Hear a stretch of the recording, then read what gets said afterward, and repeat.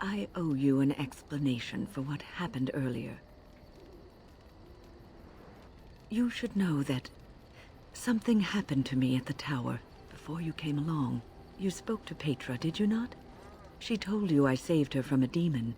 I did, but I did not survive that encounter. Let me explain fully. I engaged a very powerful demon to rescue Petra. It sapped me of all my energy and will and left me drained. It took everything I had to defeat it. And when I was done, I no longer had the strength to keep my heart beating. I remember my life ebbing away. Everything receded from me. Sound, light. I remember being enveloped in complete, impenetrable darkness. And then I sensed a presence enfolding me and cradling me, whispering quietly to me. The sensation is impossible to describe. I was being held back, firmly but gently, as a mother would a child, eager to slip from her grasp. I felt life and warmth flowing through my veins again. I began to be aware of small sounds and the discomfort of my hip pressing into the cold stone of the tower floor. The Fade contains spirits both benevolent and malicious. The benevolent spirits seldom make themselves known, because they want nothing from mortals, unlike the demons. It was one of these spirits that saved me. Without it, I would be dead. And it has not left me. It is with me, even now, bonded to me. You see, I am supposed to be dead. It is the spirit that is keeping me in this world. And this is not the way of things. Perhaps the spirit did not expect this, but it is weakening gradually. I am living on borrowed time. I do not know. I can feel when the spirit weakens, so I should have fair warning. But come, let us not talk about this. There is time yet. Yes? Of course. Have you seen the uniform? It's not only stylish, but well made. I'm a sucker for good tailoring. I keep it hidden under my pillow. Sometimes I'll take it out just so I can hug it fondly and remember the good old days. Brings a tear to the eyes, you know. I'd use my shield if I could, but I think you might actually spot me hiding behind it. You don't really want to know about my being a Templar, do you? It's really quite boring. You know, I like the way you think. But I guess if you're really curious, there's no harm in obliging. I have a couple of interesting-looking moles I can show you later, too, if you're interested. The truth of the matter is that I did hate going to the monastery. The initiates from poor families thought I put on airs, while the noble ones called me a bastard and ignored me. I felt like Al-Eamon had cast me off, unwanted, and I was determined to be bitter. But I took some solace in the training itself, I guess. I was actually quite good at it. No, I never got that far. I mostly learned about discipline, and training my mind to use the abilities that Templars have. It was difficult, but rewarding. I never really felt at home anywhere, though, until I joined the Grey Wardens. And Duncan felt my Templar abilities might be useful for when we encountered Darkspawn magic, so I kept it up. What about you? Do you have anywhere you consider home? Really? I guess I like the sound of that. We won't always be traveling like this, you know. Once the war is over, once the Blight is... well, a time will come when we'll have to think about having a real home again. Though that seems like a far ways off. And I suppose the Grey Wardens are gone for good, either way. I suppose you're right. We can create new Grey Wardens, but we'll never get back those we lost. I wonder if it would ever feel the same. Anyhow, now I've sidetracked us. We'd better get back to what we're supposed to be doing right now. All right, but I get to stare at you luridly while you do so. My adventures? I'm hardly an old man just returned from across the ocean, am I? Should I shake my fist at nearby children while I talk about the good old days? Falling down a flight of stairs is an adventure. Falling into someone's bed, also an adventure. I am assuming what you're looking for are professional anecdotes. Let's see, my second mission ever for the Crows was a bit intriguing. I was sent to kill a mage who had been meddling in politics. In Antiva, nobody is too important to escape the reach of the Crows. They've killed kings and queens. That is simply how it is. As it turned out, the mage in question was quite a delightful young woman. Long, divine legs, as I recall. I caught her in a carriage on her way to escape to the provinces. After I killed her guard, she got down on her hands and knees and begged for her life. Rather aptly, I might add. So I joined her in the carriage for the night and left the next morning. Well, yes, twice, actually. Then she decided to try and use me instead. The woman had actually convinced me to speak to the Crows on her behalf. What can I say? I was young and foolish at the time. Then, as I was kissing her goodbye to return to Antiva City, she slipped on the threshold and fell backwards out of the carriage. Broke her neck. Shame, really, but at least it happened quickly. Not actually, no. I was a bit unimpressed by the development at first. Then I found out that she had told the driver to take her to Janellen instead. She had planned to lose me in the provinces. I would have looked very foolish to the Crows. As it was, my master was very impressed that I had done such a fine job of making it look like an accident. The circle of Magi was unaware of foul play, and everyone was happier all around. I suppose, but she was dead. She didn't need to be happy. It was after that when I learned that one needn't let a pretty face go to your head. Professionalism was key. That's my moral of the day, you see. And one that not everyone learns, I'm sad to say. But that's enough tale spinning from me for the moment. Talking about the mage has made me a bit nostalgic, I'm afraid. Ah, the good old days. You called. I am hardly surprised. To put it lightly, no one has a place here. Your farmers wish to be merchants. The merchants dream of being nobles, and the nobles become warriors. No one is content to be who they are.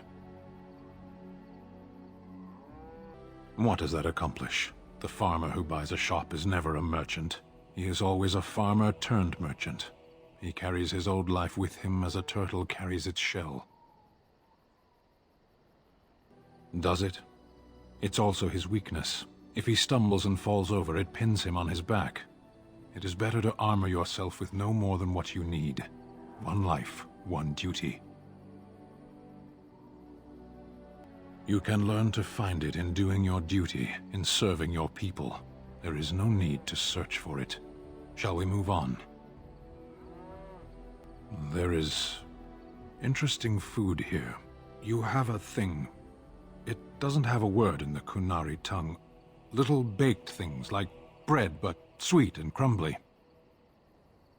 Yes, we have no such things in our lands. This should be remedied.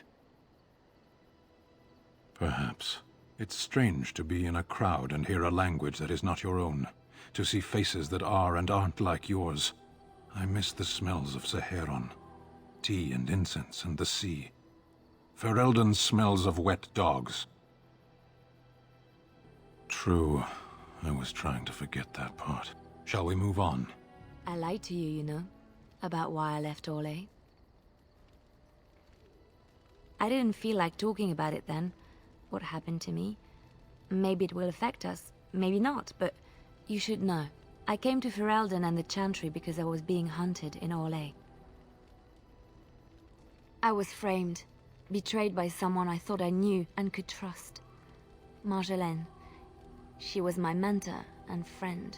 She taught me the bardic arts, how to enchant with words and song, to carry myself like a highborn lady, to blend in as a servant.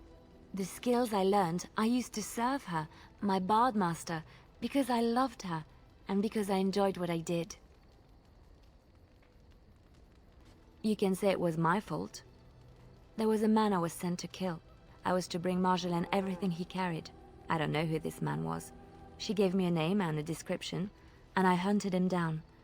I found documents on his body, sealed documents. My curiosity got the better of me. Something told me that I needed to know what was in those letters. Marjolaine had been selling all kinds of information about Orlais to other countries, Nevarra and Antiva among others. It was treason. Some. But I had always assumed Marjolaine only operated within Orlais. This was an unhappy surprise for me. My life as bard taught me that my loyalties should be kept fluid. My concern was not that she was a traitor, but that her life would be in danger if she was caught. Orlais has been at war with so many countries. It takes a harsh view of such things, as I later discovered. I should have left well alone, but I didn't. I had to tell Marjolaine I feared for her life. She brushed aside my concern. She admitted her guilt, but said it was in the past. That is why the documents had to be destroyed, she said. I believed her. I kept believing up till the moment they showed me the documents, altered by her hand, to make me look the traitor. The Orlesian guards, they captured me. Did terrible things to make me confess and reveal my conspirators. It was a traitor's punishment I endured. And at the end of it, all that awaited me was eternity in an unmarked grave. No. Survival was my only concern at the time. The skills Marjolaine taught me were good for something at least. I broke free when I saw the opportunity. I did not seek Marjolaine out. If she thought I was coming for her, she would have me caught again. I was tempted to confront her. I was furious, betrayed. But what could I do against her? And so I fled to Ferelden, to the Chantry and the Maker. Ferelden protected my person, and the Maker saved my soul. And that is the reason I am here. The real reason. No more lies between us, at least in this. It feels good to have this off my chest. Thank you for listening and understanding. Now I have enough time to study Mother's grimoire to find a way to prevent her from stealing my body in the future. For she will be back. One day, I have no doubt of that. And if I cannot protect myself, one day I will track her down again in whatever body she inhabits, and she will die again and again if need be. But there is no need to think of such things now. I have you to thank for saving me, so let us return to the task of dealing with the Darkspawn, no? Too much could happen in days to come to make such promises. Yet I am grateful. Let us go. There is much to be done before... There is still much to be done. Your dog is filthy. I can smell him 50 yards off.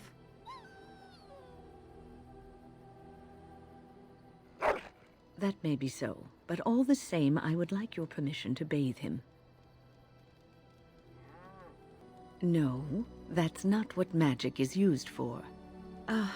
Just make him sleep over on the other side of the camp, with Alistair. With any luck, that will keep all the stench confined to one small area. Back off! I was here first! None of your business, knife ears. I wasn't bothering nobody, and I was here first.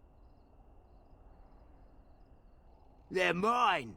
Not literally, you understand. They're not my bodies. I mean, I only got one, and I'm not dead or nothing, but I was here first. I get that a lot. Why, you looking to buy one? Oh, is he? Well, that's... see, I'd like to sell you one, but I don't, have any myself. I got part of a glove the wolves didn't chew too badly, though. I think it was a glove, anyway. I know, don't say it, I got cheated. I knew the guy who was here before me. He sold me this spot. Said he found giants and all kind of crazy valuables. He didn't mention that he'd taken everything but the bones and the dirt already. His name's Ferrin. Squirrely little bastard, if you ask me. Which you didn't, but I said it anyway. He was going to Orzammar, he said. I imagine he's gotten there by now. If you find him, tell him I sent you. It'll scare the piss out of him. Step right, maker's breath. Oh, beg your pardon, friend. You, startled me a bit. You've, heard of me? Where is my sword? I don't know what you mean, sir. I don't have it, I swear by Andraste's knickers. I sold it on the way here. No, I swear I don't have it. I sold it to a dwarf in Redcliffe, name of Dwin. He's the one who has the sword, I promise you. Said he was a collector. We'll see. Good. I mean, come back any time. Go celebrate or whatever you have to do. Now, why would you be interested in that? It's mine. You know, Farron didn't mention the giant he took it from was alive. Excellent idea. It's in my strongbox. Here's the key. Now, why don't you leave me alone? Strange. I had almost forgotten it. Completion. Are you sure you are a Grey Warden? I think you must be an Ashkari to find a single lost blade in a country at war. My sword is in my hand again. I should put it to use. And I could deliver a much more satisfying answer to the Arishok's question if the Blight were ended. Don't you agree? I am one of the Beresad. I have never abandoned the field with a battle unmet.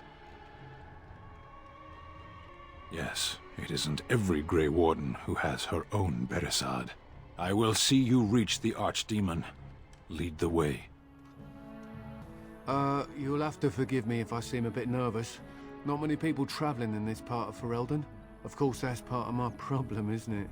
Mule got spooked by a wisp and ran off into the woods. Now what do I do? Oh, no, I sent my elf to do that. I mean, I sent my helper, Taran. Nice fellow, that, Taran. Allow me to introduce myself. Felix de Grosbois, merchant and entrepreneur at your service. I don't normally take this route, but with the war, I was hoping for a bit of luck and good weather in the mountains. Sadly, I've had neither. Ugh, this trip has been one miserable disaster after another. I don't suppose you'd consider helping a fellow out? Of all the other things that went wrong, the worst is this artifact I brought in Jada. It's a control rod, I'm told, for a golem. No point in me keeping it, however, as I'll never get to use it. But, maybe you could? The dwarf I brought it from said it activates and controls a golem. So long as you have it in your hand, the golem does what you say. Might be useful, no? I mean, you look like the sort who could use one, yes? The catch? Yeah, I suppose it is a catch, isn't it? The catch is that the golem didn't come with the rod. It's supposed to be down in a village down south, waiting to be activated. Even if I could get down there, which I can't, I understand the place has been overrun by darkspawn. That's not such an issue for adventurous types like yourself, surely? Or I'm hoping that's so, at least. Nothing. I just don't want to have to lug around something that might be taken for a gemstone by some bandit. To be honest, I don't even know if it'll be useful to you. I paid too much to simply throw it away. Just as well. As I mentioned before, you'll find the golem down south, in a town called Honleith. I'll mark it here on your map. Just hold up the rod and say Dulaf Gar. That will wake the golem up, so I'm told. I hope it works. Best of luck to you then. Now, I guess it's up to me to find that mule myself.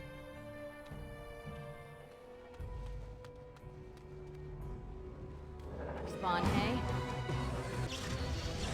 Going.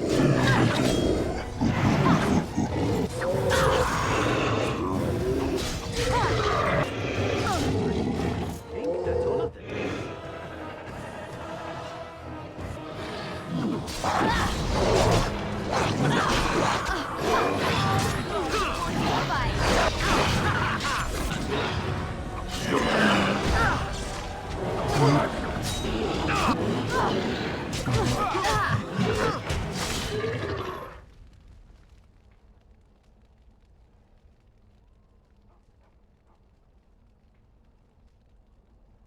This is a golem, I believe. Damaged, perhaps beyond repair. There may be a way to reactivate it, though that is not necessarily wise.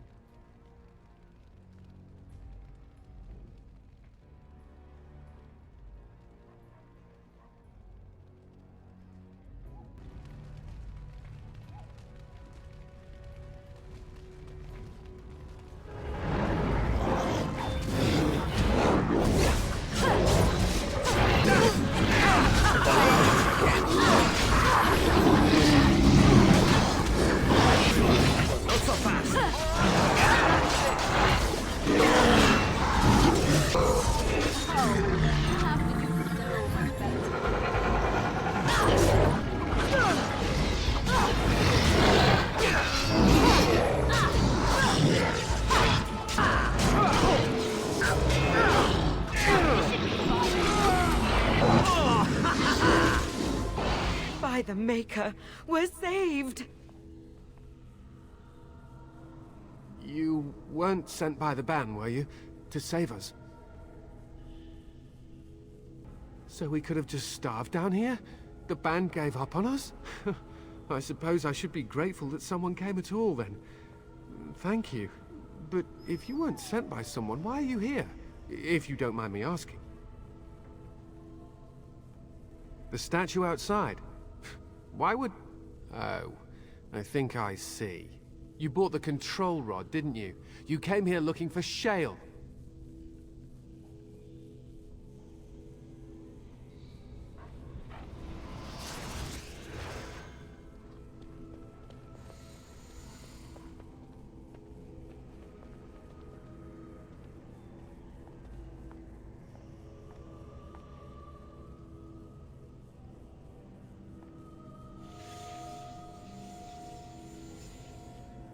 That damnable golem brought us nothing but trouble. My mother sold the rod years ago after it killed my father, and good riddance!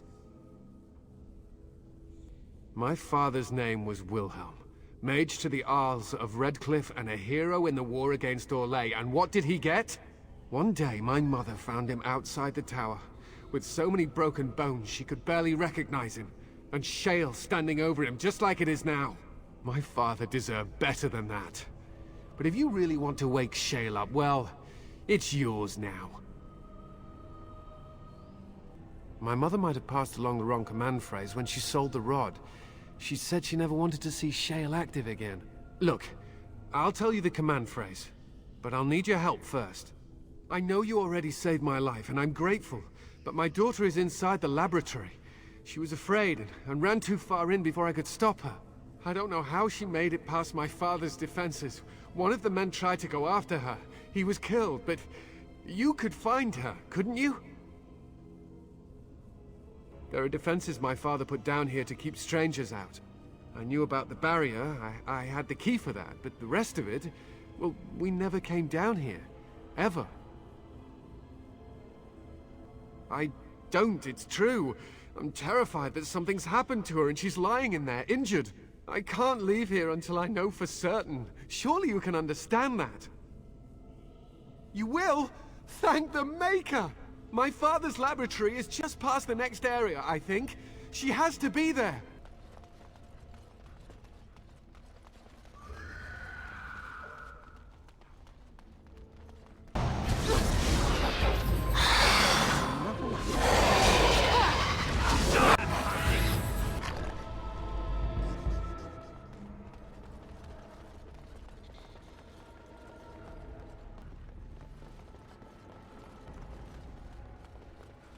Oh look, someone's come to play. You have come to play, haven't you? We're playing a guessing game. It's better with more people. Kitty and me, of course. You don't see anyone else here, do you? Anyway, you should go if you're not going to play. Kitty finds you distracting. Kitty's clever. She says you want to take me back to my father, but I'm not going. She would be lonely. I would not suggest leaving in such hostile company anyhow, Amalia. Look how they act. Of course she's a cat. She just talks, that's all. Talking is simple enough, once you know how. I am a cat, really. Nothing you say will convince Amalia to go with you. She loves only me now. I am her friend, while you are just a stranger. Oh, did you hear that, Amalia? I have another admirer. That's because you're wonderful, Kitty. I have been bound to this chamber for decades, cut off from all contact. It has been maddening. Release me, mortal, and let me have the girl. Let us return to her father and leave this place forever. That's such a crude way of putting it. I do not wish to harm Amalia. I merely want to see your world through her eyes. Is that so wrong? Thank you. You are very gracious. The mage's wards hold me within this chamber, and only a mortal may approach them. There is a trick to disarming the wards, but I do not know it. Perhaps you will succeed where the girl failed. Oh, this is so exciting. Kitty is going to be free. I can feel the magic fading. Oh, I had forgotten how it feels not to be caged. Kitty? What's happening? A wonderful thing, my dear, for both of us. Betrayal!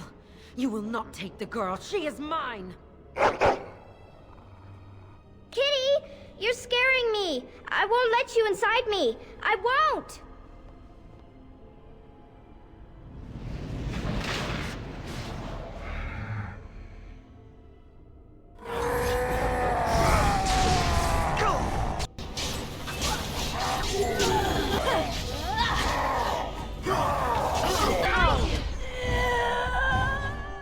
You did it! You freed her! Thank you so much!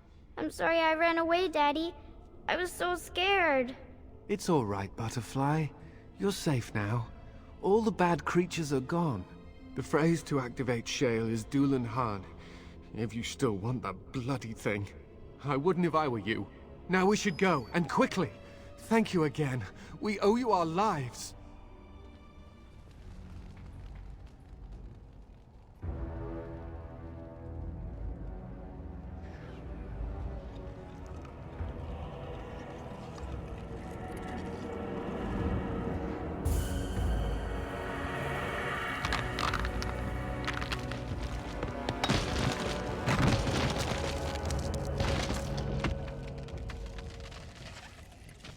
I knew that the day would come when someone would find the control rod. And not even a mage this time. Probably stumbled across the rod by accident, I suppose. Typical. I stood here in this spot and watched the wretched little villagers scurry around me for, oh, I have no idea how long. Many, many years. And the villagers had no idea they were being watched. Creepy. I was just beginning to get used to the quiet, too. Tell me, are all the villagers dead? Some got away, then. How unfortunate. Familiarity breeds contempt, as they say, and after 30 years as a captive audience, I was as familiar with these villagers as one could possibly be. Not that I wish their fate on them, no. But it did make for a delightful change of pace. Well, go on then. Out with it. What is its command? Did I? I honestly don't remember. Perhaps it was after yet another time he called me Golem. Golem, fetch me that chair. Do be a good Golem and squash that insipid bandit. And let's not forget, Golem, pick me up. I tire of walking. It does have the control rod, doesn't it? I am awake, so it must. I see the control rod, yet I feel... Go on, order me to do something. Hey! And, nothing. I feel nothing. I feel no compulsion to carry out its command. I suppose this means the rod is broken? I suppose if I can't be commanded, this means I have free will, yes? It is simply, what should I do? I have no memories beyond watching this village for so long. I have no purpose. I find myself at a bit of a loss. What about it? It must have awoken me for some reason, no? What did it intend to do with me? I see. Wonderful. I suppose I have two options, do I not? Go with it or go elsewhere? I do not even know what lies beyond this village. I watched this village for so long, unable to move or act. My memories of anything before are vague at best. So I have no idea what I want to do. I'm glad to be mobile. Is that not enough? Did I? I remember that I had a former master. The mage with the furry brows who poked and prodded and barked orders. Did I kill him? I hope I did kill him. Perhaps the last order he barked was, "Golem, stop crushing my head." Ah!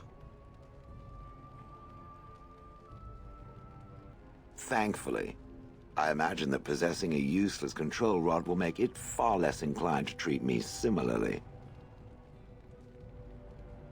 I have no idea. How does it trust anything else without a control rod? They haven't killed it yet. I consider this a good sign. Yes, very likely. Are you certain you want to bring that thing with us?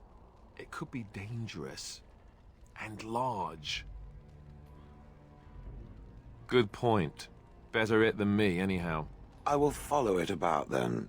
For now. I am called Shale, by the way. It would rather I was called Flint. Pebbles? How about rubble?